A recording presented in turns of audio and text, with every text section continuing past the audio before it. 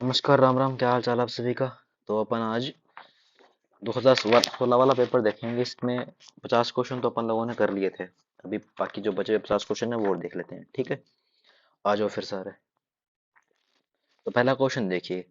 51 कह रहा है कि doctors without borders medicine sense frontiers, जो प्राय समाचारों में रहता है, क्या है ये? डब्ल्यूएचओ का एक कोई प्रभाग है, या फिर कोई एक एनजीओ है, या फिर यूरोपियन यूनियन द्वारा प्रायोजित कोई एक इंटर गवर्नमेंटल एजेंसी है, या इसके अलावा एक संयुक्त राष्ट्र संघ की कोई एक विशिष्ट एजेंसी है। तो जनरली इसमें आप लोग इजीली एलिमिनेट कर सकते हो। वो इसमें दो है कि आपने डब्ल्यूएचओ को आराम से पढ़ा होता है, ठीक है, डिटेल से, और यूएन को भी आपने पढ़ा होता है। तो स्पेशली आप लोगों को इतना ध्यान में आएगा कि यार यूएन को हमने इतना पढ़ा है, इसकी उतनी एजेंसीज पढ़ी, इतने उसके अलग अलग डिपार्टमेंट पढ़े। ये दोनों तो इसमें से नहीं होंगे, ठीक है। जनरली हम लोगों को इतना तो एक नॉलेज होता ही है, ठीक है। तो डॉक्टर्स विदाउट बॉर्डर, अब देखो कि ऐसे डॉक्टर जिनके लिए कोई बॉर्डर नहीं होगा, यानी दो देशों की कोई सीमाएं नहीं होंगी, यानी ये लोग क्या करेंगे, मानवता के लिए काम करेंगे। और इसमें दूसरा ऑप्शन देखिए, ये क्या है, एक एनजीओ है इंटरनेशनल लेवल का। अगर कोई एनजीओ इंटरनेशनल लेवल का है, वो बॉर्डर्स की बात तो तभी होगी ना। तो इस रेफरेंस में क्या है कि ऐसा एनजीओ जिसमें कुछ डॉक्टर्स होंगे जो अलग अलग देशों में जा करके वहां के, जैसे अलग, जैसे अफ्रीका है तो अफ्रीका में जैसे मलेरिया बहुत ज्यादा फैलता है, या दूसरी जितनी भी स्किन रिलेटेड डिजीज है, तो ये वहां पर जा करके उनका उपचार करेंगे उनको, ठीक है, मेडिसिन वगैरह फ्री में देना, वो सब करेंगे, ठीक है। तो एक एनजीओ ये सब काम करेगा। इसलिए इसका आंसर क्या हो जाएगा कि ये एक जो है गैर सरकारी अंतर्राष्ट्रीय संगठन, एक तरह का एनजीओ है, ओके। इसके बाद में आइए नंबर 2 में। दूसरा जो,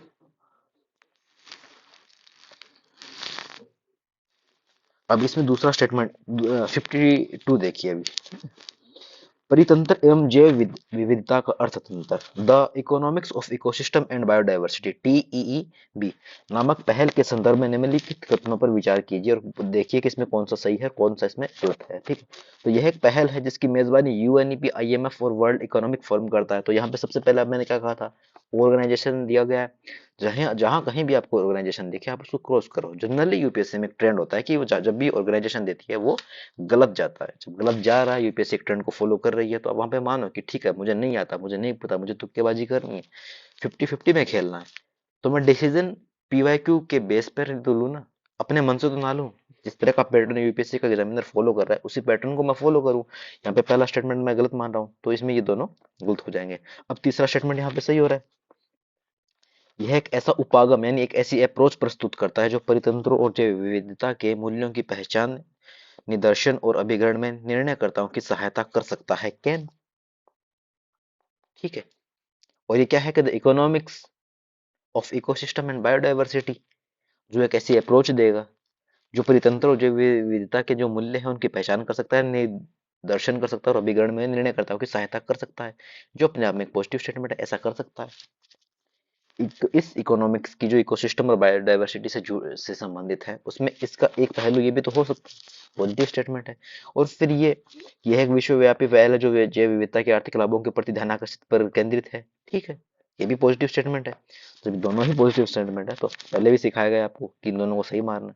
जब भी पॉजिटिव स्टेटमेंट की बात आएगी, आप उसे सही करेंगे, ठीक है। और इस तरह से इसमें सी, यानी 2 और 3 सही हो जाए, ठीक है। अब इसके बाद में देखिए, रेड सैंडर्स 2021 में शायद एक मूवी आई थी, या हाँ, 21 में एक मूवी आई थी, पुष्पा। उसमें लाल चंदन की बात हुई, तो लगभग वही वाला मामला है। तो साउथ की मूवी है, तो ठीक है, दक्षिण भारत में पाई जाने वाली एक वृक्ष की जाती है, जो पहला स्टेटमेंट सही है। इसमें केवल दो नहीं होगा ना, और एक दो सही होगा, तो या तो पहला स्टेटमेंट सही है, अब या तो पहला सही है, इसके साथ साथ में या तो दूसरा सही होगा, या केवल एक सही होगा। अब यह दक्षिण भारत के उष्णकटिबंधीय वर्षावनों के एक अति महत्वपूर्ण वृक्षावनों में से एक है। तो इन्होंने बहुत स्पेसिफिक स्पेसिफिक बना दिया कि उष्णकटिबंधीय वर्षावन क्षेत्रों में, तो ये यहाँ का वर्षावन ये नहीं, ठीक है। यदि वर्षावन नहीं है तो इसको हम क्रॉस कर देंगे। इसके बाद में क्या बचेगा हमारे पास, पहला वाला बचेगा, ये वाला स्टेटमेंट इसका गलत है, जिसमें केवल ए इसमें सही हो जाएगा। जनरली क्या होता है कि जैसे ये स्टेटमेंट सही होता है, कौन सा वाला, जैसे लिखा हो ना कि वन ऑफ द, यानी हजारों में से एक, या 100 में से कुछ एक, ऐसे स्टेटमेंट जनरली सही जाते हैं। बट यहाँ पर ऐसा वाला मामला नहीं है। इन्होंने बहुत स्पेसिफिक बना करके इस क्वेश्चन को दे दिया था कि यह उष्णकटिबंधीय वर्षावन क्षेत्रों के एक अति महत्वपूर्ण वृक्षों में से एक है, वर्षावनों से ये संबंधित नहीं है, ठीक है। इसके बाद में 54 फोर में आ जाइए कि इसमें से कौन सा कथन सही है या कौन से कथन सही है, या तो एक सही है एक से ज्यादा सही है। UNREDD देखो 2015 में आया था, ये फिर से रिपीट हो गया।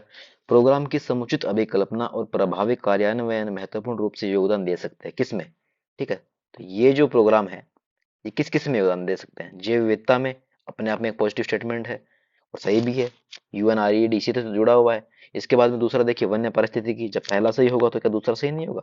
अब इतना बड़ा अंग्रेजी का नाम है, तुरंत इसकी अंग्रेजी देख लो, ठीक है। क्या लिखा गया है, रिसाइलेंस ऑफ फॉरेस्ट इकोसिस्टम और प्रोटेक्शन ऑफ बायोडाइवर्सिटी, दोनों सही है। और पुअर्टी रिडक्शन, जब ये दोनों काम हो रहे हैं, ये दोनों काम हो रहे हैं, डी यानी डेवलपमेंट की बात हो रही है, तो क्या भुखमरी डेवलपमेंट से संबंधित नहीं है, रिलेटेड है ना।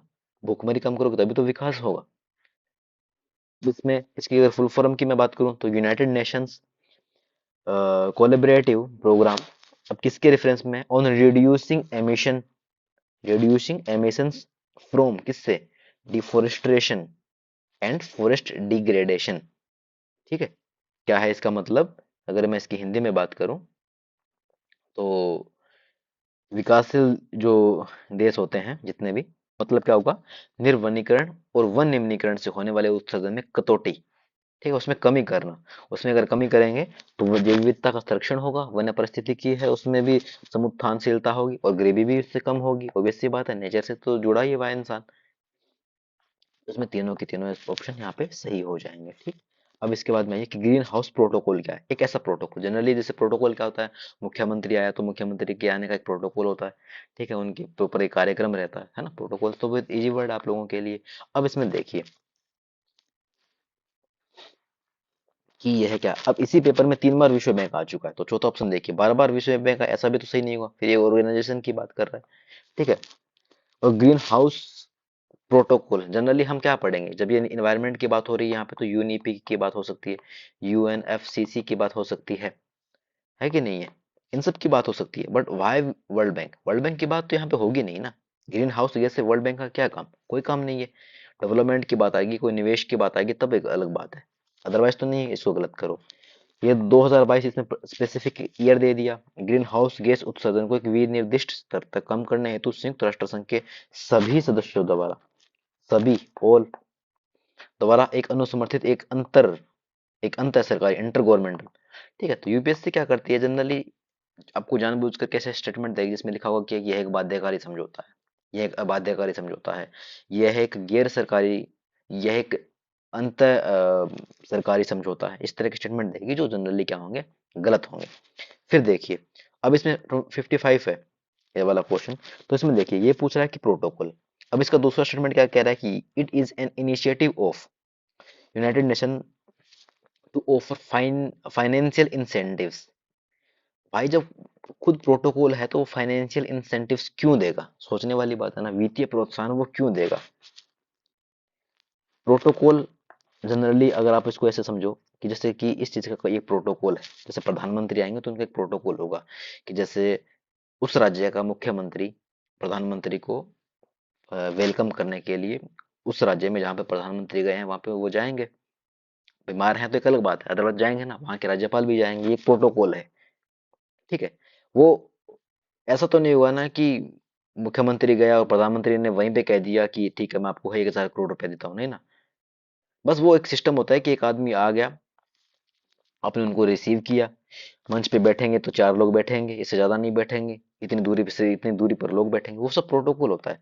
उसमें फाइनेंशियली मदद वदद की कोई सीन ऐसा रहता ही नहीं है।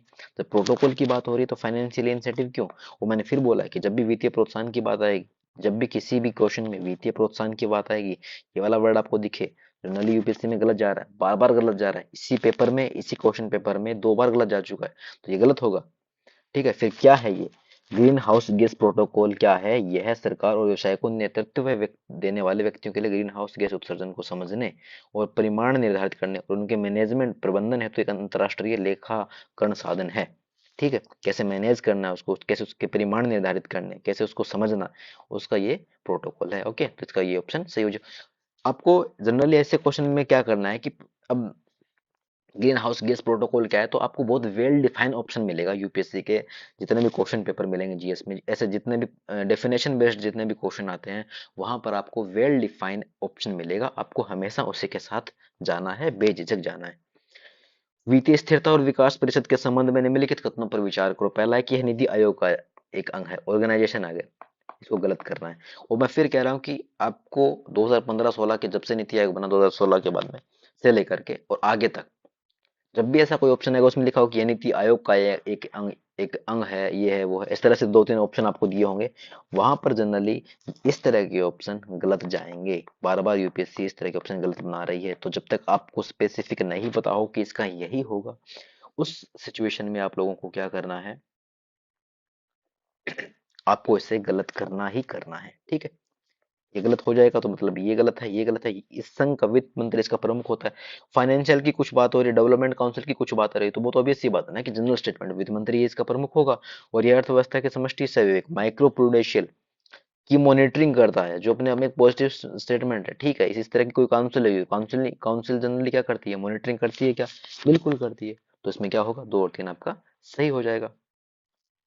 देन आ जाओ 57 में, एजेंडा 21 क्या है, ठीक है।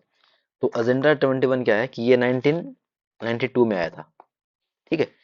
1992 में आया था। तो दूसरा ऑप्शन जहां पे लिखा है कि 2002 में आया था, जोहान्सबर्ग में धारणीय विकास पर एक शिखर सम्मेलन हुआ था, world summit on sustainable development में इसकी उत्पत्ति हुई। तो ये है यहाँ पे गलत है, ठीक है। यह धारणीय विकास के लिए एक वैश्विक कार्य योजना है, तो ठीक है, धारणीय विकास के सस्टेनेबल डेवलपमेंट के लिए तो है ये, ठीक है, पॉजिटिव स्टेटमेंट है, सही हो गया। ईयर दे दिया, स्पेसिफिक बनाने के लिए जगह दे दी गई, ठीक है। तो और उत्पत्ति कहाँ से हुई, फैक्चुअल बनाने की कोशिश की गई, गलत करो। सत्य शोधक समाज 1873 में, सितंबर 1873 में किसने बनाया था इसको, क्या क्या सीन था इसका? ज्योतिबा फूले, महाराष्ट्र में एक जाति विरोधी आंदोलन था, सत्यशोधक समाज, ठीक। अब आ जाओ आगे, हो ही गया ये, अब आगे आ जाओ। बस निम्नलिखित कथनों में से कौन सा एक कथन या कौन से कथन सही है? विषाणु संक्रमित कर सकते हैं, पादपों को तो करते ही करते हैं, तो मतलब ये तो नहीं होगा। कवकों को कर सकते हैं, तो क्यों नहीं कर सकते भाई? इतने सारे कवक हैं, इतने सारे विषाणु हैं, कोई हजार में से कोई एक वायरस किसी हजार, किन्हीं हजार में से किसी एक कवक को अगर वो उसने संक्रमित कर दिया, तो इतने सारे जीवाणु है, इतने सारे वायरस है, किसी एक ने किसी एक को संक्रमित कर दिया, तो सारे सही नहीं हो जाएंगे? इस तरह से आपका इसमें ऑल ऑफ दी वो सारे सही हो जाएगा। अब आ जाओ आगे वाले क्वेश्चन में। समाचारों में कभी कभी देखे जाने वाले आधार क्षय यानी कि बेस इरोजन और लाभ स्थानांतरण का पद का संदर्भ क्या है? तो जनरली क्या होता है कि प्रॉफिट शिफ्टिंग का जनरली मतलब क्या होता है कि बड़ी बड़ी जो मल्टीनेशनल कंपनियां जो होती है, कंपनीज होती है ना, जितनी भी मल्टीनेशनल कंपनीज होती है, वो क्या करती है कि टैक्स से बचने के लिए, जैसे अमेजन कंपनी है, तो भारत में टैक्स से बचने के लिए वो किस अलग अलग तरह के हथकंडे अपनाती है, ठीक है। ठीक है, तो जैसे एक क्या होता है कि अलग अलग कंट्री के लिए अलग अलग टैक्सेशन होता है। जैसे कोई गरीब सा, जैसे नेपाल के लिए होगा तो उसके लिए टैक्स की दरें अलग होगी, अमेरिका के लिए अलग दरें होंगी, यूरोपियन कंट्रीज के लिए भारत में आयात निर्यात के लिए अलग दरें, मतलब जो आयात निर्यात के लिए जो दर रहती है वो अलग अलग होगी, है ना। तो क्या करती है कि जैसे अमेजोन या दूसरी बड़ी बड़ी कंपनियां होती है, वो क्या करती है कि अपना क्यू यानी हेडक्वार्टर जो है ना, वो क्या करेगी, किसी आइलैंड पे किसी छोटे देश में से बताइए कि हम यहाँ से अपनी सारी प्रोसेस को संचालन करते हैं। तो जिससे ऑटोमेटिकली क्या होता है कि जहाँ पहले उनको 15% किसी चीज पे देना पड़ रहा था इंटरेस्ट, वहीं अब क्योंकि उन्होंने किसी छोटी जगह पर अपना हेडक्वार्टर बता दिया, जिस पर भारत सरकार मान लीजिए 7% का ही टैक्स ले रही थी, तो इस तरह से क्या होता है कि उनको टैक्सेशन में छूट मिल जाती है, ठीक है। तो इस तरह से इसका जो सेकंड ऑप्शन है ना कि बहुराष्ट्रीय कंपनियों द्वारा किए जाने वाले कर अपवंचन पर प्रतिबंध लगाना, ठीक है, तो इससे इसका संबंध, इसलिए ठीक है। और फिर इसमें कि बेस इरोजन और प्रॉफिट शिफ्टिंग, इसमें क्या है कि बाकी ऑप्शन देखो, जैसे कि बहुराष्ट्र एमएनसी द्वारा किसी राष्ट्र के अनुवांशिक संशोधन का दोहन, जो इससे सीधा सीधा लिंक है ही नहीं, जबरदस्ती का स्टेटमेंट लग रहा है। विकास परियोजनाओं की योजना और कार्यान्वयन के में पर्यावरणीय लागतों के विचारों का अभाव, लाभ स्थानांतरण और आधार क्षय, कहाँ इसको वेल डिफाइन कर रहे हैं? मतलब यहाँ पर बात हो रही है क्रिकेट की और ये बात कर रहा है संगीत की, मतलब कोई लिंक ही नहीं है। और ऐसा ही पहले वाले में खनन कार्य, पदार्थ और लाभ स्थानांतरण, खनन कार्य से भी इसका सीधा सीधा कोई संबंध है ही नहीं। तो बेस इरोजन अगर आपने बेसिक इकोनॉमी पढ़ी होगी, थोड़ा ठीक ठाक हिंदू पढ़ा हुआ, तो आप वैसे भी कर लोगे इसमें, ठीक है। तो इसमें बी का ऑप्शन हो जाएगा। हाँ भारत अब ये 2016 का क्वेश्चन पेपर है, तो तब का ये करंट अफेयर का क्वेश्चन है। तो हाल ही में भारत में प्रथम राष्ट्रीय निवेश और विनिर्माण नेशनल इन्वेस्टमेंट और मैन्युफैक्चरिंग जोन का गठन कहाँ की जाने का प्रस्ताव था। तो ठीक है, आप इसको जैसे इस तरह का जो मामला फंसा जो था वो साउथ में जनरली जा रहा है मामला, तो आंध्र प्रदेश इसका आंसर था। तो वहीं पे ये इस तरह का जोन बनाए जाने की घोषणा हुई थी। ठीक। अब देखिए, भारत में खनिज प्रतिष्ठान डिस्ट्रिक्ट मिनरल फाउंडेशन का या के उद्देश्य क्या है? या तो सारे सही होंगे या दो सही होंगे, कोई या कोई एक सही होगा। इस तरह का ये क्वेश्चन है। देखो जनरली अगर आपको नहीं आता है, you can skip, easily skip. सोचना नहीं है, सोचोगे टाइम बर्बाद होगा। तो इसलिए मैं तो ये रिकमेंड करूंगा कि आता है तो ठीक है, लेकिन अभी क्योंकि मैं बता रहा हूँ यहाँ पे, तो तब आप लोग इसमें इजीली आपको इसमें सोचने वाली बात है। अब जिला खनिज प्रतिष्ठान, एक बार इसकी अंग्रेजी देख लो। ये कह रहा है कि डिस्ट्रिक्ट मिनरल्स फाउंडेशंस, ठीक है, उनका पर्पज क्या है?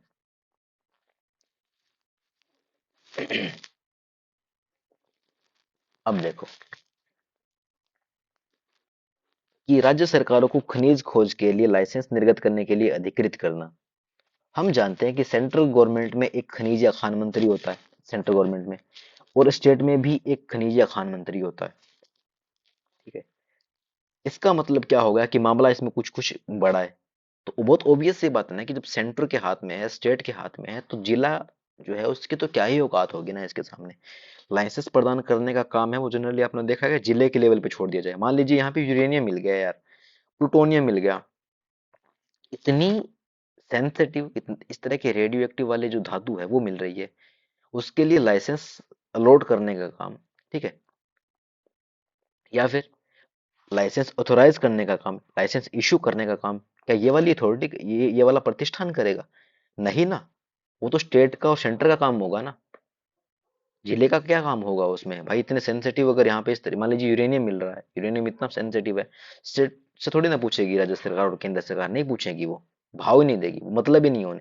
तो ये वाला स्टेटमेंट हमारा क्या हो जाएगा यहाँ पे? गलत हो जाएगा। तो तीन जहां जहां है उसको काट दो। इसके बाद में देखिए, तो अब देखिए प्रतिष्ठान है, ये कोई फाउंडेशन है। फाउंडेशन जनरली क्या करता है कि पॉजिटिव काम करता है। ये फाउंडेशन हो गया, तो वो क्या करेगा, जैसे लोगों के हितों की रक्षा करेगा, और स्वास्थ्य को लेकर के हितों की रक्षा करेगा, गरीब लोग हैं उनको खाना देना, उनके लिए आवास की व्यवस्था करना, इस तरह के वो जनरली कोई भी फाउंडेशन है तो काम करता है। तो जिला खनिज से मुझे नहीं भी पता है, तभी प्रतिष्ठान की अगर बात आएगी, कोई फाउंडेशन की अगर बात आएगी, तो फाउंडेशन क्या होगा, कोई ऐसा कुछ काम करेगा। जैसे दूसरा स्टेटमेंट इसमें देखिए, खनिज कार्य से प्रभावित लोगों के हितों की ये क्या करेगा, रक्षा करेगा।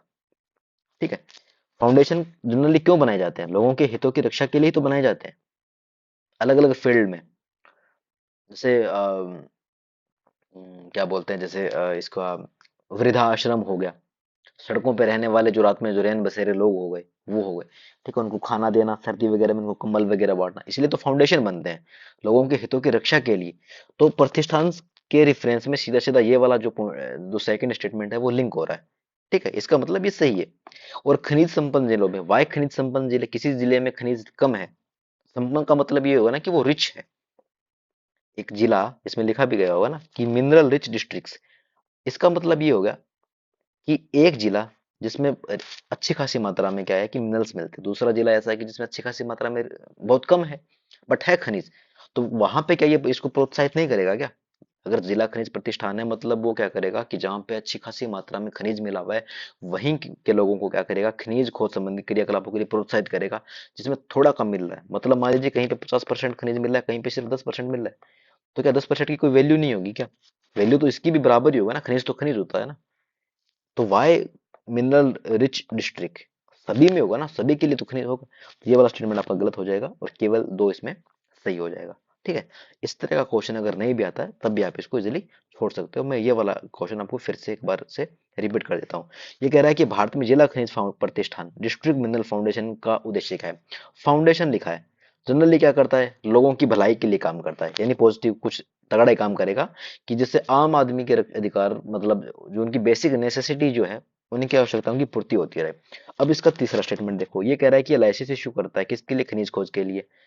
जिला खनिज प्रतिष्ठान इतना बड़ा तो नहीं हो गया कि वो लाइसेंस इशू करेगा। मान लीजिए यूरेनियम मिल गया, यूरेनियम किसी जिले में मिल गया, वहां पे ये वाला जो जिला खनिज प्रतिष्ठान है ये इश्यू करेगा लाइसेंस, या फिर राज्य सरकार करेगी या केंद्र सरकार करेगी? भाई ऑब्वियस सी बात है ना कि इतनी सेंसिटिव अगर कोई धातु मिल रही है तो उसके लिए सेंटर और स्टेट गवर्नमेंट दोनों रोल में आ जाएंगे, और सेंटर हाथों हाथ कब्जा कर लेगा ना उस पे।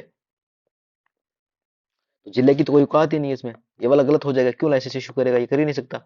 इसके बाद में देखिए, खनिज कार्य से प्रभावित लोगों के हितों की रक्षा करना, फाउंडेशन बनते इसलिए ना कि वो लोगों के हितों की रक्षा कर सके, तो ये वाला स्टेटमेंट सही है। और फिर ये कह रहा है कि खनिज संपन्न जिलों में, वाई खनिज संपन्न जिलों में खनिज खोज संबंधी क्रियाकलापों को प्रोत्साहित करना। भाई मान लीजिए कि किसी एक जिले में खनिज है, रिच नहीं है वो बट ठीक ठाक मात्रा में है, तो क्या उसमें ये लोग खनिज संबंधी क्रियाकलापों को प्रोत्साहित नहीं करेंगे? क्यों नहीं करेंगे भाई? ये तो एक फॉल्स स्टेटमेंट हो गया ना अपने आप में, मतलब बेईमानी वाली बात होगी ना कि आप जिन जहाँ कम खनिज मिल रहा है वहां पे तो ये प्रतिष्ठान काम ही नहीं करेगा, जहाँ पे अच्छी खासी मात्रा में खनिज मिल रहा है वहां पे ये खनिज प्रतिष्ठान काम करेगा? नहीं ना, ये स्टेटमेंट गलत हो जाएगा, सिर्फ इसमें सेकंड ऑप्शन आपका सही हो जाएगा। अब आ जाओ आगे। कह रहा है कि भारत सरकार की पहल स्वयं क्या है? ठीक है, तो ग्रामीण क्षेत्र में सहायता, स्वयं सहायता समूहों को प्रोत्साहित करना, स्वयं।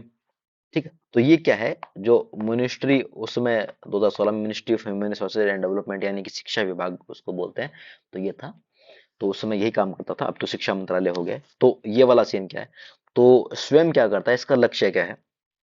स्वयं जो, अब शिक्षा वाली बात होगी, तो यहाँ पे शिक्षा वाले जितने भी ऑप्शन उसको देख लो, जैसे इसमें नहीं लिखा हुआ, इसमें भी वित्तीय तकनीक सहयोग की सीधा सीधा एजुकेशन की बात नहीं की, किशोरियों की शिक्षा और उनके स्वास्थ्य की बात हो रही है यहाँ पे, और नागरिकों को वहन करने योग्य शुल्क और गुणवत्ता वाली निःशुल्क शिक्षा उपलब्ध करवाना, तो ये वाला मामला यहाँ पे फंसता है। इसमें हेल्थ वगैरह के लिए इसमें ministry of human resources and development क्यों काम करेगी, उस समय नहीं करती थी। हेल्थ वगैरह का काम तो बाकी हेल्थ मिनिस्ट्री का ही होगा ना, फिर ये आईटी मिनिस्ट्री का काम हो गया। तो इस तरह से क्या था, इसमें ह्यूमन रिसोर्स डेवलपमेंट जो अपना मिनिस्ट्री जो था, वो क्या करती, नागरिकों को वहन करने योग्य और गुणवत्ता वाली शिक्षा निःशुल्क उपलब्ध करवाने के लिए एक पहल जो थी, स्वयं पहल का इन्होंने क्या किया, इसको बनाया गया था। ठीक है, अब आगे आ जाओ। अब ये वाला क्वेश्चन बहुत ईजी है भाई, मोंटेग्यू चेम्सफोर्ड। अब आपको होमवर्क क्या है, ये बताना है कि मोंटेग्यू चेम्सफोर्ड प्रस्ताव हुआ कब था, 1919 में हुआ था, या 1909 में हुआ था, या 1935 में हुआ था, बता दें। ठीक है, उम्मीद करूंगा कमेंट सेक्शन में आप इसका आंसर जरूर लिखोगे। ठीक है, तो इसका मैं बता देना चाहता हूँ कि कॉन्स्टिट्यूशनल जितने भी रिफॉर्म्स है उसके लिए क्या हुआ, मोंटेग्यू चेम्सफोर्ड प्रस्ताव है, इससे ये संबंधित है। अब आ जाओ आगे। अभी इसमें थोड़ा सा आपको मैं ट्रिकी बनाने की इसको मैं कोशिश करूंगा। ठीक है, क्या लिखा है कि अजंता और महाबलीपुरम के रूप में ज्ञात दो ऐतिहासिक स्थलों के बारे में कौन सी दो बातें समान है? ठीक है, तो देखो, अगर जब भी ऐसा ऑप्शन आए कि दोनों एक ही समय काल के थे, यानी क्या है, दोनों कंटेम्परेरी है, एक दूसरे के साथ साथ थे, ठीक है, तो ऐसा तो नहीं होगा, ये मामला यहाँ पे फंसेगा। ठीक है, जब भी ऐसा है कि दोनों एक ही समय काल में निर्मित हुए थे, दोनों एक ही समय के हैं, जनरली यूपीएससी में ऐसे स्टेटमेंट गलत होते ही होते हैं, जनरली होते ही होते हैं भाई। ठीक है, इसके बाद में देखिए कि दोनों में ही शिलाकृत स्मारक है। अगर यहाँ पर दोनों में, अजंता और महाबलीपुरम में, कोई भी एक मूर्ति ऐसी मिल गई जो शिलाकृत है, रोक कट है, चट्टान को काट करके बनाया गया है, तो स्टेटमेंट सही नहीं हो जाएगा, और ऐसा मिलता ही मिलता जनरली, पत्थर तो मिलेगा ही मिलेगा ना।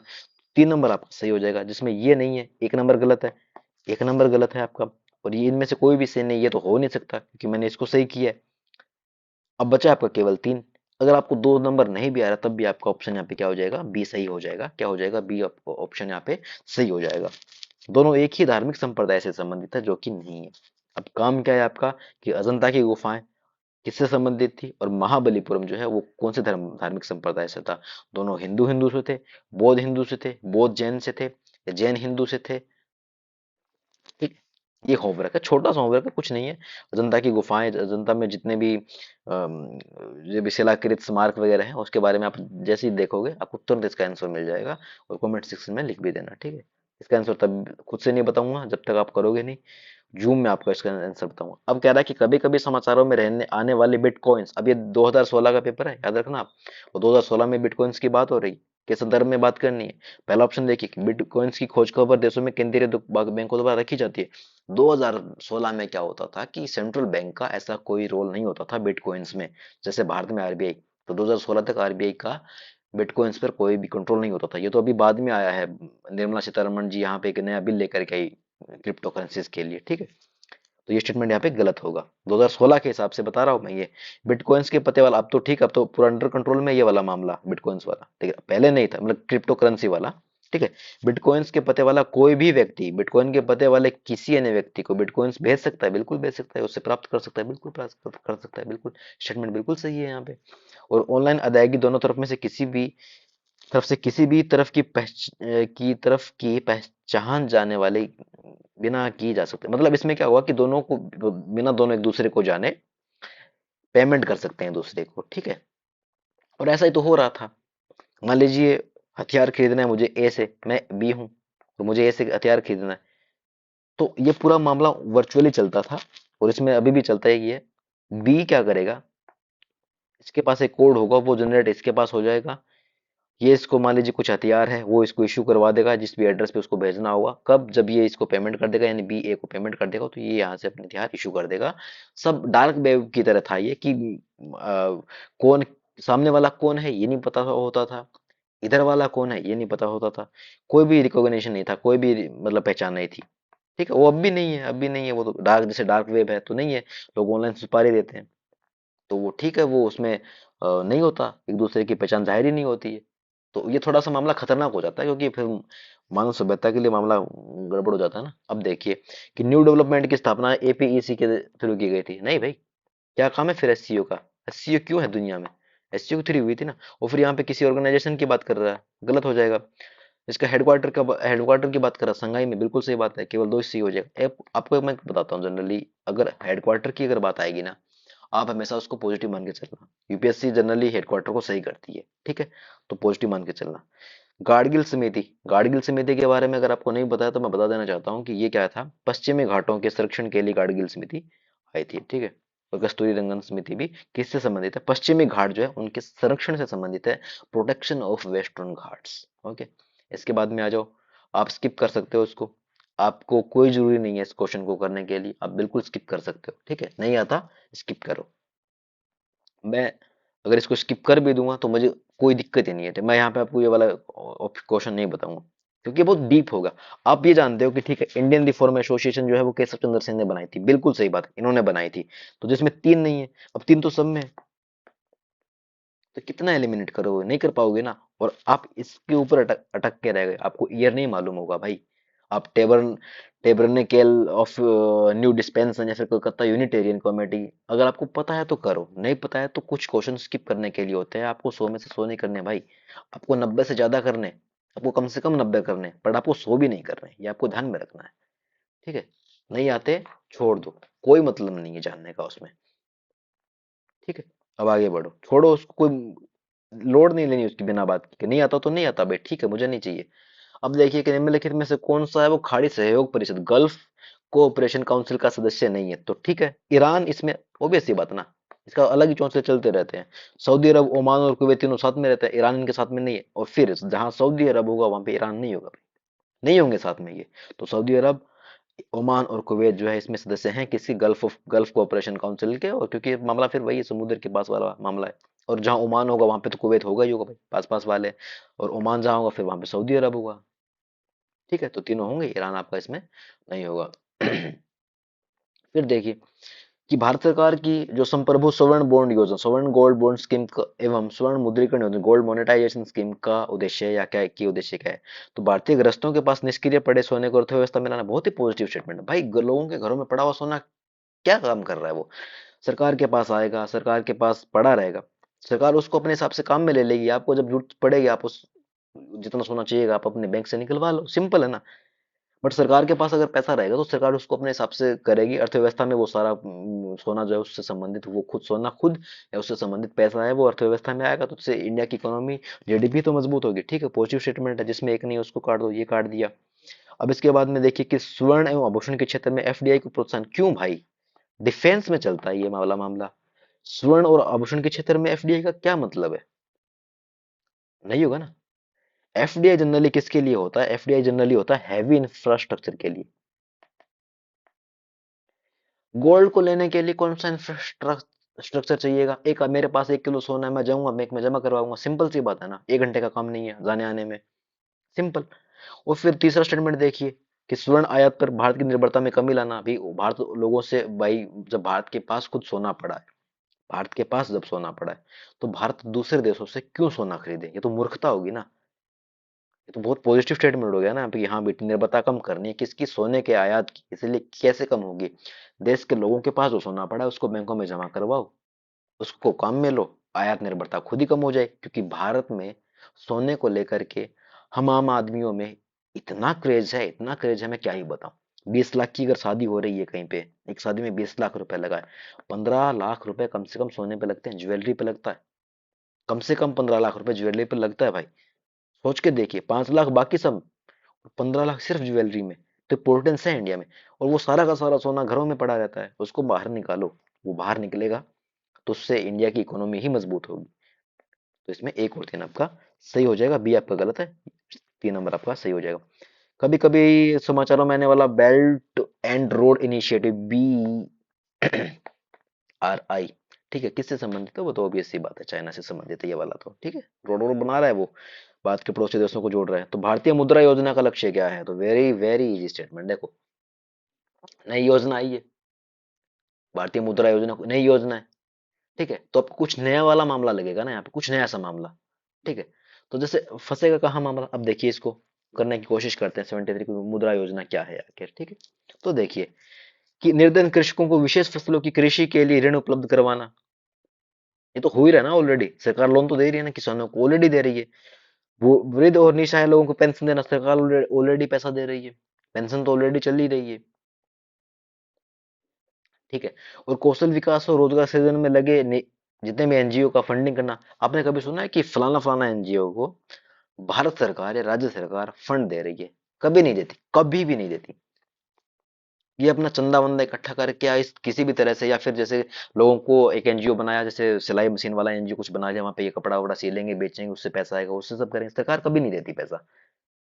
बट क्या है कि जो छोटे उद्यमी है, मुद्रा योजना में यानी मुद्रा पैसा, छोटे उद्यमी है, लघु उद्यमी, जिनके पास फंड की कमी है, ठीक है, उनको क्या करना है कि औपचारिक वित्तीय प्रणाली में लाना, उनको पैसा देना, उनको ब्रिंग करना, किसमें? स्मॉल, जो किसको स्मॉल एंटरप्रेन्योर्स जो है, उनको फॉर्मल फाइनेंशियल सिस्टम में लेकर के आना, उनको पैसा दे करके उनको कहना है कि आप अपना कामकाज को बढ़ाओ, इसको बड़ा करो, इसमें विस्तार करो।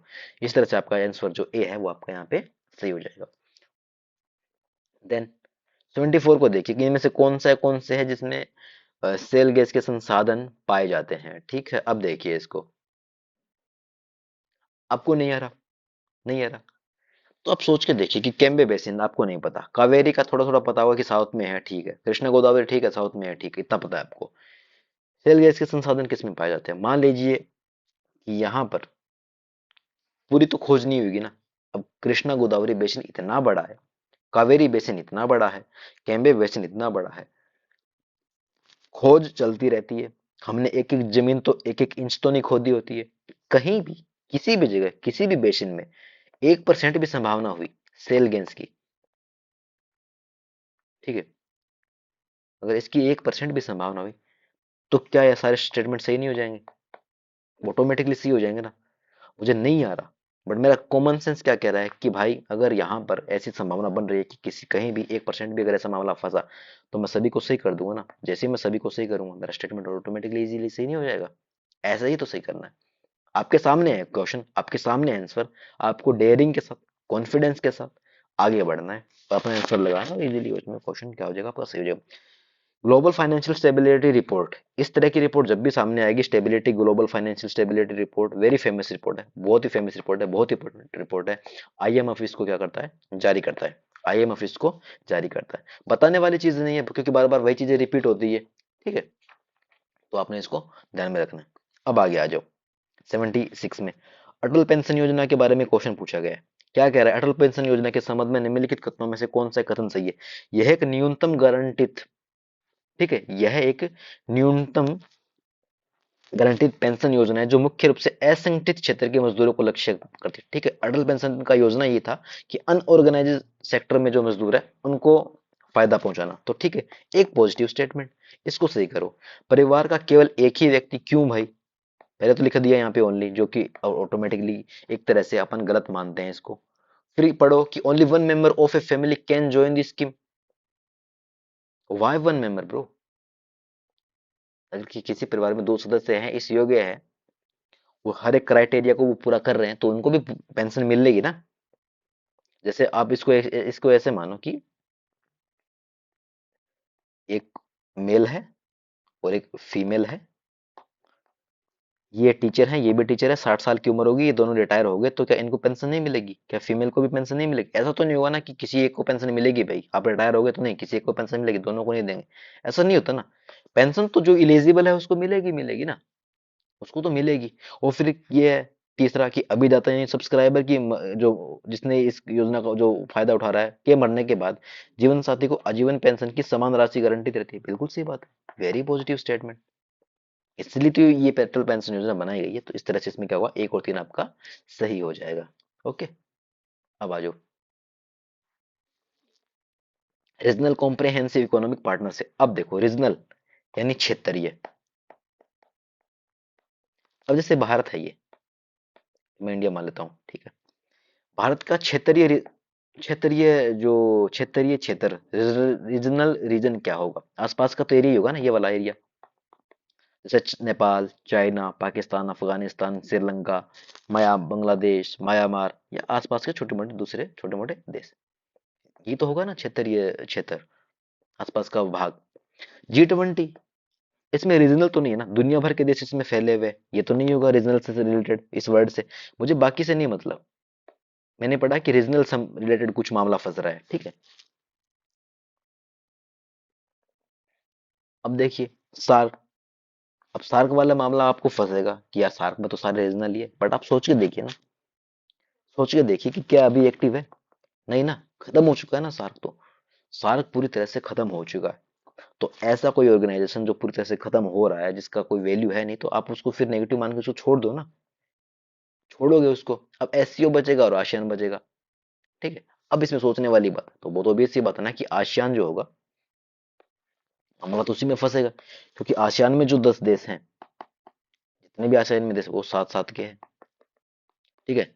और ये वाला जो मामला, ठीक है, एक मामला ये भी फंसता है कि रीजनल एससीओ में भी तो भाई सारे पास पास वाले ही हैं, ये वाला मामला भी फंसता है। अब आपको 50-50 करना है यहाँ पे, कि ये वाला आसियान होगा कि एससीओ होगा, आसियान होगा कि एससीओ होगा, ठीक है। तो रीजनल कॉम्प्रिहेंसिव इकोनॉमिक पार्टनरशिप वाला जो मामला है, बहुत ऑब्वियस सी बात है ना कि छोटे छोटे जो कंट्रीज होते हैं ना, वो क्या करते हैं कि अपना एक ऑर्गेनाइजेशन बनाएंगे ताकि उनके हितों की रक्षा हो, व्यापार उनका आपस में चीजों का लेन देन हो। आसियान है, बड़ा है, ज्यादा देश है, चर्चा में है। यूपीएससी 2016 के बाद से क्या कर रही है, लगातार आसियान को पसंद भी कर रही है। ओके, आसियान इसका आंसर क्या हो जाएगा, इसका आंसर हो जाएगा आसियान, ठीक है। तो थोड़ा सा दिमाग लगाना है अपने को। तो सबसे पहले हमने इसको काट देना है, इसको काट देना है, आसियान एससीओ बचेगा। वो तो ऑब्वियस सी बात है कि आसियान है वो ज्यादा चर्चा में है, तो आपका ये आंसर हो जाएगा। कह रहा है कि इसमें से कौन सा ब्यूरो ऑफ एनर्जी एफिशिएंसी का स्टार लेवल पाते हैं? पंखा, गीजर और फ्लोरोसेंट लैंप जो है, तीनों बिजली वाले सामान है। जब एक बिजली का सामान इस तरह का अगर ऊर्जा एफिशिएंसी वाला स्टार लेवल पाएगा ना, 5 स्टार, 3 स्टार, 4 स्टार, है ना, तो क्यों ये लोग ये चीजें क्यों? जब ये इलेक्ट्रिक डिवाइस है, गीजर इलेक्ट्रिक डिवाइस है, लैंप एक इलेक्ट्रिक डिवाइस है, जब एक पाएगा इस तरह का स्टार वाला सिस्टम, तो बाकी सब भी तो पाएंगे ना। कौन ऊर्जा कम खर्चेगा, कौन ऊर्जा ज्यादा खर्चेगा, मामला इसमें सभी के साथ सही हो जाएगा, ठीक है। जैसे आप लोगों ने देखा ना कि जैसे फ्रीज है, 5 स्टार, फिर इसके बाद में 4 स्टार, 4 स्टार टीवी हो गया, इस तरह से अपन देखते हैं ना। तो वो एनर्जी वाला मामला है, क्योंकि वो सब लाइट से चलते हैं। अब पंखा लाइट से चलता है, गीजर लाइट से चलेगा बिजली से, लैंप भी लाइट से चलेगा। मामला लाइट से चल रहा है तो भाई सभी को मिलेगा ना स्टार वाला सिस्टम तो। अब आ जाओ आगे। भारत अंतरराष्ट्रीय ताप नाभिकीय प्रायोगिक reactor, international thermonuclear experimental reactor का एक महत्वपूर्ण सदस्य है। यदि यह प्रयोग सफल हो जाता है तो भारत का तात्कालिक लाभ क्या होगा? इमीडिएट सरकार को भारत सरकार को इसमें क्या लाभ मिलेगा, ठीक है। अब देखिए सीन क्या है कि जैसे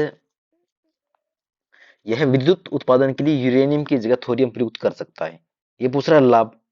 और यहाँ ये कोई अल्टरनेट की बात कर रहा है जो गलत हो जाएगा। फिर यूरेनियम और थोरियम लगभग एक जैसा काम करते हैं, लगभग एक जैसा काम करते हैं, कुछ रत्ती भर का डिफरेंस है तो अदरवाइज लगभग एक जैसा काम करते हैं। तो रिप्लेस करने की क्या जरूरत है जब यूरेनियम इजीली मिल ही रहा है? ये तो नहीं होगा।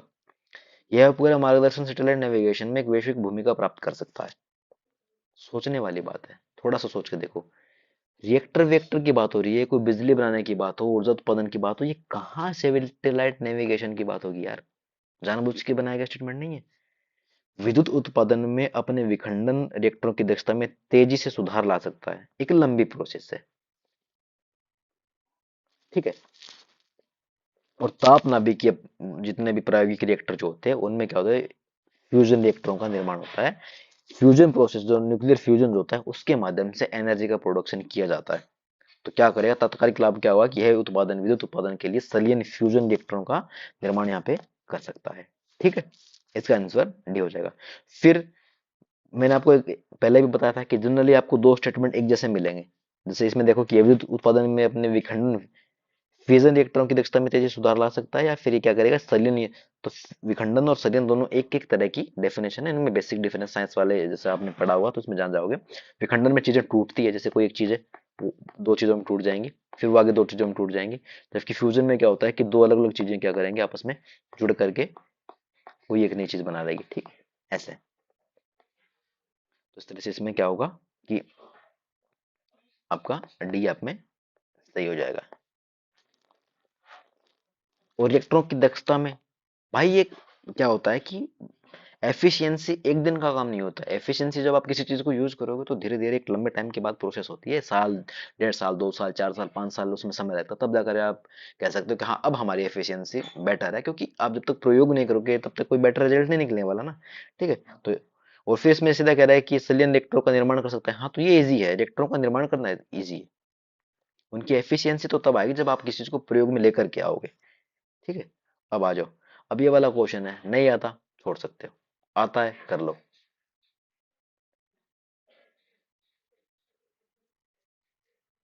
तनियूर यहाँ पे जो है ना, तनियूर ये अकेले ब्राह्मण अथवा नहीं, ब्राह्मण नहीं, ये गांव का साउथ में जैसे गांव जो है ना उनके समूह को मतलब बोला जाता है तनियूर। ठीक है, तनियूर अकेले ब्राह्मण अथवा एक ब्राह्मण समूह को दान में दिए गए गांव। ठीक है, तो ये इसमें इसका ऑप्शन नहीं होगा। बाकी आपका एक और तीन सही है। एरी पत्ती जो है, अब आपको फ्यूचर में पीवाईक्यू अगर रिपीट हो रहा है तो उसके लिए याद रखो कि एरी पत्ती की भूमि है जिससे मिलने वाला राजस्व अलग अलग अलग से ग्राम जलाशय के रखरखाव के लिए निर्धारित किया जाता था।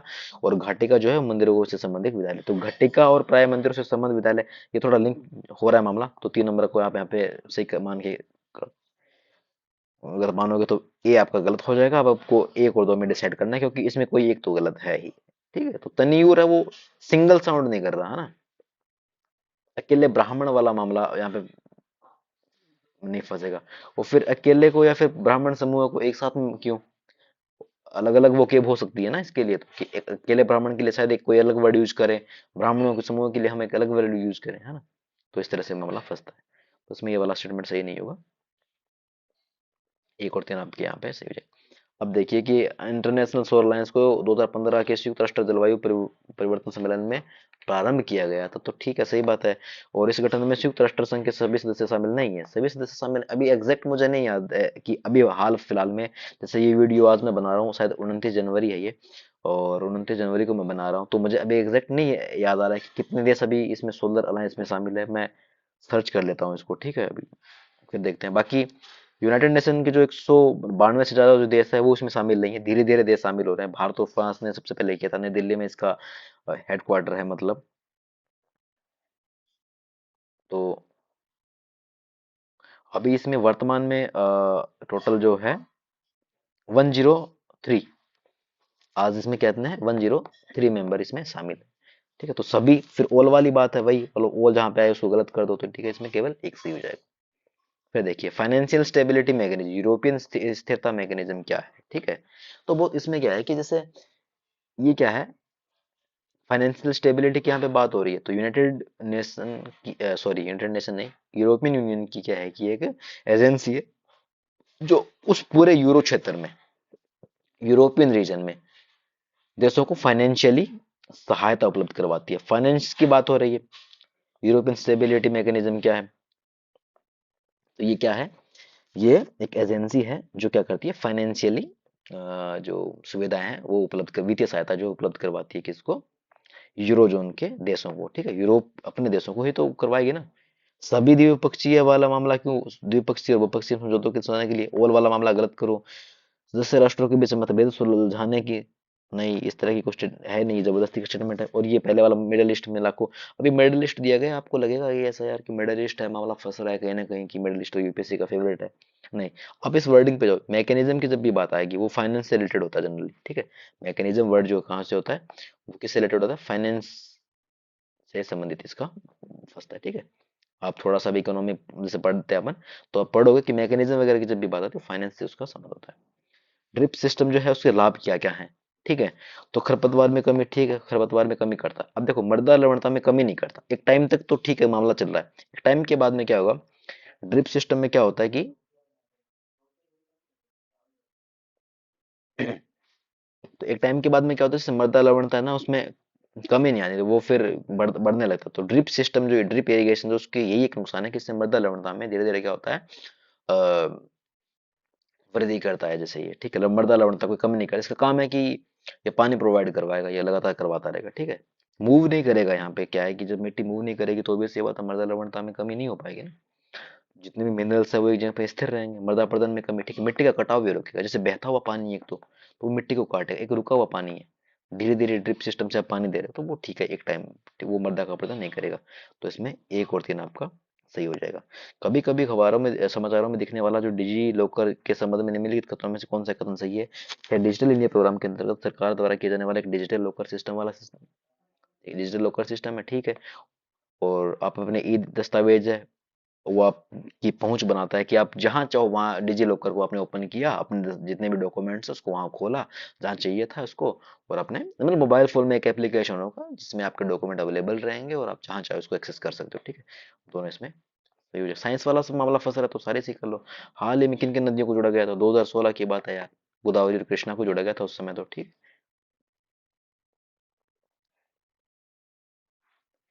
हमारे देश में शहरों में वायु गुणवत्ता सूचकांक का परिकलन करने के लिए साधारणतः निम्नलिखित में कौन कौन सी वायुमंडलीय गैसों को विचार किया जाता है। देखो मैंने फिर कहा था, मैं फिर कह रहा हूँ, मैं फिर कहता रहूंगा इस बात को कि भाई यूपीएससी इस तरह के स्टेटमेंट में पोल कभी भी सही नहीं करेगी, नहीं करेगी, नहीं करेगी। मतलब ये होता ना कि वायुमंडल में कौन कौन सी गैसें मिलती है, तब ये सारा सही जाता कि कोई 1% भी मामला होता है। बट अगर आप एयर क्वालिटी इंडेक्स की बात कर रहे हो, आप एक एक क्यूआई की बात कर रहे हो, तो सरकार किस कौन कौन से इसमें से जो है जिनको लेकर के वो अपना मेजर करती है कि हाँ इतना ए क्यू आई यहाँ पर है। ठीक है, ओल नहीं होगा, याद रखना ओल नहीं होगा, जितने ज्यादा ऑप्शन होंगे ओल वहां पे नहीं होगा। ठीक है, कार्बन मोनोऑक्साइड इसमें रहेगा। ठीक है, सबसे पहले कार्बन मोनोऑक्साइड की गणना होती है, देन इसके बाद में नाइट्रोजन ऑक्साइड की होगी, नॉक्स की होगी, और जहां पे नॉक्स होगा वहां पे सोक्स तो होगा ही होगा, यानी सल्फर की ऑक्साइड। तो जहां पे नॉक्स होगा वहां पे सोक्स होगा ही होगा। तो तीन और चार जहां पे साथ में है, जैसे इसमें नहीं है, इसमें नहीं है, इन दोनों में है और इन दोनों में है, और कार्बन मोनोऑक्साइड यानी कि कार्बन मोनोऑक्साइड यानी सीओ की भी गणना होती है, तो इसमें दो तीन और चार आपका सही हो जाएगा। तो एयर क्वालिटी इंडेक्स को मापने के लिए, उसका परिकलन करने के लिए, उसको मेजर करने के लिए, और उसको कैलकुलेट करने के लिए क्या होता है कि कार्बन मोनोऑक्साइड, नॉक्स और सोक्स को अपन कम में लेते हैं। ठीक है, 87 में आ जाओ। भारत दरबार पर मोचित खगोलीय वेधशाला एस्ट्रोसेट के संदर्भ में निम्नलिखित कथनों में से कौन सा एक सही है। ठीक है, यूएसए और रूस के अलावा केवल भारत एकमात्र ऐसा देश है जिसने अंतरिक्ष में उसी प्रकार की वेधशाला प्रमोचित की है, केवल, ओनली। चाइना क्या करेगा, सोचने वाले पता ना चाइना क्या करेगा भाई, यूएसए और चाइना तो लगभग पैरेलल चलते हैं ना। ठीक है, तो ये गलत हो जाएगा, और ऐसी ऑब्जर्वेटरी इंडिया के है नहीं। फिर दूसरा स्टेटमेंट कि एस्ट्रोसेट जो 2000 किलो का, वेरी फैक्चुअल यार, जो पृथ्वी की सतह के ऊपर 1650 किलोमीटर की, भाई वेरी फैक्चुअल, मतलब इन्होंने एग्जैक्ट यहाँ पे 1650 किलोमीटर की एक दूरी, कहाँ से, पृथ्वी से 1650 किलोमीटर की एक दूरी पर यहाँ इन्होंने क्या किया है कि इसको स्थापित कर दिया, किसको, एस्ट्रोसेट को, एग्जैक्ट। भाई वो मूव करेगा, आगे पीछे भी होगा, 100 करोड़ से आगे पीछे होगा ना, मान लीजिए कोई एस्ट्रॉयड आ गया, उसकी वजह से आगे पीछे होगा कि नहीं होगा, एक निश्चित कक्षा नहीं होती एक। ठीक है, कि लगभग इतनी इतनी रेंज में रहेगा, एग्जैक्ट नहीं होता ये मामला, ठीक है, गलत हो जाएगा, वेरी फैक्चुअल। इसको गलत करो आप, जैसे इसको गलत करोगे डी इसका ऑप्शन हो जाएगा। अब आ जाओ आगे। अरघट्टा क्या होता है? यह वो मेडाइवल के कुछ नाम है, मेडाइवल लैंडसेट इंडिया के कुछ नाम है, जैसे मेडाइवल का क्वेश्चन है तो अरघट्टा इसमें क्या होता है, तो अरघट्टा क्या होता है कि भूमि की सिंचाई के लिए प्रयुक्त एक जल चक्र होता है, वाटर वेल होता है, गोल गोल होता है, ठीक है। मैंने इसमें पीडीएफ भी बनाई है, तो आने वाले की उसमें आप देख लेना, ग्रुप में पढ़ी यूपीएससी विद्यार्थी में, ठीक है। और फिर इसमें एक चीज और है, देखो यूपीएससी मिडाइवल की जब भी बात आती है, सिंचाई, नदी, पोत, ये यूपीएससी का फेवरेट है। आपको नहीं आ रहा है अंधी मार के आओ, नहीं आ रहा है आपको अंधा ऑप्शन मार के आओ, फिर जनरल यूपीएससी अगर अब सोचने वाली बात है ना, एग्जामिनर इतना बड़ा आंसर बना रहा है, क्यों बना रहा है भाई, इतनी मेहनत क्यों कर रहा है वो, कुछ सोच के ही तो कर रहा होगा ना। जाओ इसके साथ, इजीली आपका होगा। भारत के सांस्कृतिक इतिहास के संदर्भ में इतिवृत्तो, तो यहाँ पे क्या है, अरगट्टा क्या है, अरगट्टा है भूमि की सिंचाई के लिए प्रयुक्त जल चक्र, वाटर वेल जो होते हैं, पानी वानी निकालने के लिए वाटर वेल का यूज किया जाता था, उनको अरगट्टा बोलते हैं। भारत के सांस्कृतिक इतिहास के संदर्भ में इतिहास इतिवृत्तों और राजवंशीय इतिहासों तथा वीर कथाओं को कंठस्थ करना निम्नलिखित में से किसका व्यवसाय था? ठीक है, भारत के इतिहास में ऐतिहासिक, भारतीय के सांस्कृतिक इतिहास के संदर्भ में इतिवृत्तों, ठीक है, तो क्रॉनिकल्स, डायनेस्टिक हिस्ट्री, ठीक है, क्रॉनिकल्स, डायनेस्टिकल हिस्ट्री, और इसके अलावा जो एपिक टेल्स होगी, वीर गाथाएं होंगी, उनको कंठस्थ करना, इसमें से किसका काम था? तो ठीक है, यहाँ पे मागध जो है ये ऐसा काम करते थे। अब देखो, श्रमण और परिवारजक जैन से संबंधित है, पता है आपको, ठीक है, घूमने घूमने वाला काम था, अपने धर्म का प्रसार करना, शिक्षा देना धर्म की, ये वाला काम था इनका। ये वीर कथाओं को याद नहीं रखते थे भाई, सोचने वाली बात नहीं, कौन राजा मरा, कौन राजा जिया, जैन जैन धर्म तो वैसे ही नहीं कर रहा था। अगर आहारिक वैसे ही नहीं हो सकता। अगर आहारिक क्या होता है, चलो ये बताओ, अगर आहारिक क्या होता है? कोई भी, कोई भी एक जिसको पता हो कि अगर आहारिक ये होता है, तो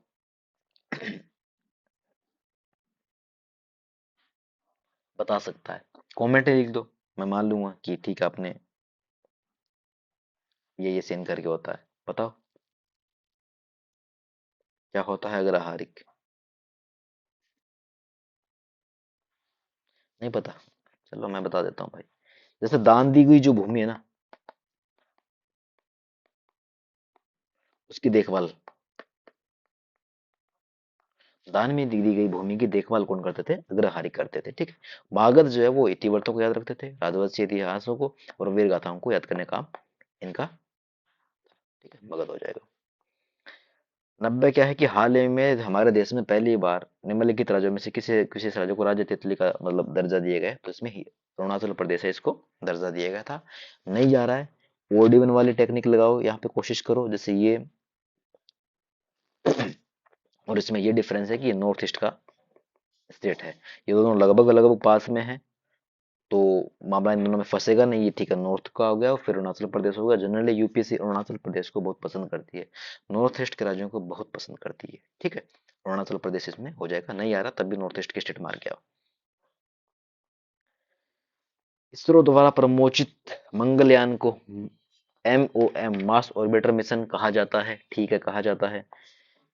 मंगलयान ने भारत को यूएसए के बाद मंगल के चारों ओर अंतरिक्ष यान को चक्र चक्रमण करवाने या चक्कर लगाने वाला दूसरा देश बना दिया गया है। नहीं भाई, ये वाला स्टेटमेंट यहाँ पे गलत हो जाएगा। और इस मंगलयान ने क्या किया, भारत को एकमात्र ऐसा देश बना दिया जिसने अपने अंतरिक्ष यान को मंगल के चारों ओर चक्कर में पहली बार सफलता प्राप्त कर ली है। तो ये दोनों और ये दोनों तो एंटी हो गए ना, और ये तो भारत की, भाई ऑब्वियस सी बात है, ये तो हमारी उपलब्धि है, और जब हमारी ये उपलब्धि है तो हम इसको सही करेंगे, तो इसमें एक और तीन आपका सही हो जाएगा, ठीक है। ये दोनों, ये तो कह रहा है कि यहाँ पे तो कह रहा है दूसरा देश, यहाँ पे कह रहा है पहला देश, और हमें मालूम है कि भाई जो MOM यानी मोम यानी मार्स ऑर्बिटर मिशन जो था, तो भारत पहला देश बन गया था अपने अंतरिक्ष यान को मंगल की चारों ओर चक्कर चक्कर लगवाने वाला, ठीक है। उसकी चारों ओर spacecraft orbit the Mars on its very first attempt, ठीक है। तो इसमें एक और तीन आपका सही हो जाएगा। 1907 में जो सूरत में कांग्रेस का जो भारतीय राष्ट्रीय कांग्रेस के साथ विभाजन हुआ था, उसका मुख्य कारण क्या था? ठीक है, तो क्या हुआ था कि अंग्रेजी सरकार के साथ धर्मपंथियों की वार्ता करने की क्षमता के बारे में चरमपंथियों को विश्वास का अभाव था। ये कहते थे कि नहीं नहीं नहीं, आप लोग अपनी बातों से कुछ नहीं होता, लड़ाई लड़नी पड़ेगी, बंदूक उठानी पड़ेगी। ठीक है, ये बातों से कुछ नहीं होता, बातें सिर्फ करने के लिए होती है। जब तक हम इनको इनकी भाषा में जवाब नहीं देंगे तब तक कुछ नहीं हो सकता। इसलिए क्या हुआ, कांग्रेस का विभाजन हुआ था। अरे यार ठीक है सर। स्टेफर्ड क्रिप्स की योजना में यह परिकल्पना थी कि वे द्वितीय विश्व युद्ध के बाद, द्वितीय विश्व युद्ध के बाद भारत को डोमिनियन स्टेट का स्टेटस दे दिया जाए। क्रिप्स मिशन कब आया था? 1942 में। ठीक है, इसी की लड़ाई थी कि ये तो चाहिए नहीं था और ये वो दे रहे थे, और ये हमें चाहिए नहीं था, तो इसी की लड़ाई थी। ठीक है, अब आ जाओ। अब बोध गया कहाँ पे है? एमपी में। और क्या है, प्रसिद्ध स्थान है, कौन से क्षेत्र में है? शिरडी कहाँ पे है? महाराष्ट्र। नासिक कहाँ है? महाराष्ट्र। और तिरुपति जी कहाँ है? तमिलनाडु में। खजुराहो कहाँ है? एमपी में। अब पूछा क्या है, पांच ऑप्शन दिए गए, मैंने कभी क्या बताया था, सारे तो सही नहीं होंगे, सारे सही इसमें नहीं होंगे। अब अगर आपको नहीं आता तो मैं सिर्फ बता देना चाहता हूँ इसमें आंसर क्या रहेगा। जैसे खजुराहो जो है वो बुंदेलखंड से संबंधित है। ठीक है, मामला सही है। ठीक है, और इसके अलावा जो तिरुपति है वो रायलसीमा से संबंधित है। ठीक है, ये वाला मामला भी सही है। तो 2 और 5 इसमें आपका आंसर सही हो जाएगा। ठीक है, नासिक और मालवा, मालवा थोड़ा ऊपर, नासिक थोड़ा नीचे है, ये गलत हो जाएगा। विदर्भ और शिरडी दोनों अलग अलग है। विदर्भ, शिरडी पश्चिम में है महाराष्ट्र के, विदर्भ लगभग नॉर्थ और ईस्ट के आसपास मामला बसता है, तो विदर्भ इसका नहीं होगा। और बोध गया और बघेलखंड जो है ये भी दोनों एक दूसरे से मैच नहीं कर रहे हैं, मतलब दोनों से डिस्टेंस में, जैसे बोध गया जो है वो आपका नॉर्थ में थोड़ा शिफ्ट है और लगभग पूर्व में शिफ्ट है आपका बघेलखंड। ठीक है, तो इस तरह से स्टेटमेंट भी गलत हो जाएगा। 2 और 4 इसमें सही हो जाएगा, कोई एक स्टेटमेंट इसमें गलत होगा ही होगा कन्फर्म। पांचों के पांचों सही नहीं होंगे, याद रखोगे। राष्ट्रहित के में भारत की संसद राज्य सचिव के किसी विषय पर विधिक शक्ति प्राप्त कर लेती है यदि इसके एक संकल्प को राज्यसभा द्वारा अपनी उपस्थिति और मत देने वाले से कम 2 तिहाई बहुमत से अगर इसको पारित कर दिया राज्यसभा ने, तब क्या होगा कि कानून बन जाएगा, कोई भी विधेयक जो है वो कानून बन जाएगा। साधारण बहुमत से मामला नहीं होगा। संसद, लोकसभा नहीं, सिर्फ लोकसभा नहीं, लोकसभा द्वारा अपनी संपूर्ण सदस्यता के साधारण बहुमत तो वैसे भी नहीं होगा। ठीक है, राष्ट्रहित में राज्य सूची का कोई विषय है तो obvious सी बात है ना कि राज्यसभा की उसमें पावर होगी ना, तो राज्यसभा अगर 2/3 से पारित कर देगी तो कानून बन जाएगा। Then we have to come on 96 number question. ठीक है, देखिए कि हाल ही में निम्नलिखित राज्यों में किसने एक लंबे नौ संचालन चैनल द्वारा समुद्र से जोड़े जाने के लिए एक कृत्रिम अंतर्देशीय बंदरगाह के निर्माण की संभावना का पता लगाया? इसमें से कौन सा एक है जिसने इस तरह से एक बंदरगाह का पता लगाया? तो ठीक है, ये न्यूज में था 2016 के अंदर। ठीक है, 2016 में ये क्या था, न्यूज में था। अब देखो, बंदरगाह वगैरह का नाम एलिमिनेट करना है तो इसमें तो होगा नहीं, और ना मामला फंसेगा आपका छत्तीसगढ़ में, क्योंकि यहाँ पर तो बंदरगाह है नहीं।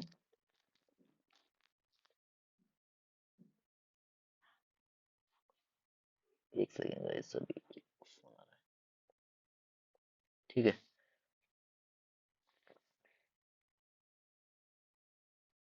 अगर इसको करने की कोशिश करें, बट इन्होंने क्या पूछा है कि आर्टिफिशियल, कृत्रिम। अब ओड इवन वाली बात है कि यहाँ पे तो नेचुरल पोर्ट बनाए जाते हैं, इसमें भी नेचुरल पोर्ट है, इसमें रुको यार। ठीक है, नेचुरली है यहाँ पे मौजूद, कर्नाटक में और आंध्रा दोनों में नेचुरली क्या है, पोर्ट यानी पतन मौजूद है, यानी बंदरगाह मौजूद है। बट छत्तीसगढ़ और कर्नाटक, राजस्थान, छत्तीसगढ़ और राजस्थान में तो नहीं है, क्योंकि समुद्री एरिया नहीं है। लेकिन छत्तीसगढ़ और राजस्थान में समुद्र के पास अगर किसी की नजदीकी है तो जैसे ये ऐसे से करके अगर मैं बात करूं तो ये गुजरात हो गया, यहाँ पे राजस्थान होगा, तो राजस्थान की नजदीकी समुद्र से थोड़ी नजदीक है एज कंपेरिजन टू छत्तीसगढ़। तो यहाँ पर मामला क्या फंसेगा कि हाँ ठीक है, मैं ये कह सकता हूँ कि राजस्थान में शायद बनाया जाने की संभावना होगी। कैसा? आर्टिफिशियल, आर्टिफिशियल क्या बोलते हैं, एक ऐसा पोर्ट, ठीक है, नेविगेशन चैनल बनाने के लिए। तो कहाँ पे? राजस्थान। तो इसका उस समय राजस्थान आंसर इसका गया था। 2015 में पेरिस में यूएनएफसीसी की बैठक में हुए समझौते के संदर्भ में निम्नलिखित कथनों पर विचार करो। इस समझौते द्वारा यूएन के सभी देशों ने, अब भाई ऑब्वियस ये बात नहीं कि यूएन है, यूएनएफसीसी है और यूएन से मामला फंस रहा है, तो सारे तो सही करेंगे करेंगे साइन, बिल्कुल सही बात है। ठीक है। और दूसरा स्टेटमेंट देखिए जिसमें कहा गया है कि भाई तापमान को कम करना है, 2 डिग्री कोशिश करेगी 1.5 डिग्री से भी अधिक ना होने पाए, इतना तो कम करो और इससे ज्यादा होना नहीं चाहिए, कोशिश करो। तो ये भी वेल नोन डेटा है, वेल नोन, सब जानते हैं इसको, 2 डिग्री और 1.5 डिग्री सेल्सियस वाला मामला। तो फिर ये भी सही होगा। और फिर देखो इसमें अगर ऐसा होता ना कि 359 करोड़, 520 करोड़, 421 करोड़, इस तरह का कोई डेटा दिया गया होता, तब मामला फंसता। और फिर यहाँ पर एक और दो का कोई ऑप्शन भी नहीं है, या तो एक तीन सही है, दो सही है, दो दो तीन, या फिर एक दो तीन। तो ये वाला मामला यहाँ पे है कि हाँ सारे सही हैं। और फिर ये क्या कह रहा है कि विकसित देशों ने वैश्विक तापन में अपनी ऐतिहासिक जिम्मेदारी को स्वीकारा, जलवायु परिवर्तन का सामना करने के लिए विकासशील देशों की सहायता के लिए प्रति वर्ष 1,000 अरब डॉलर की प्रतिबद्धता जताई। तो बहुत, अगर मतलब टफ डेटा देता ना जैसे कि 1620, तो टफ डेटा है।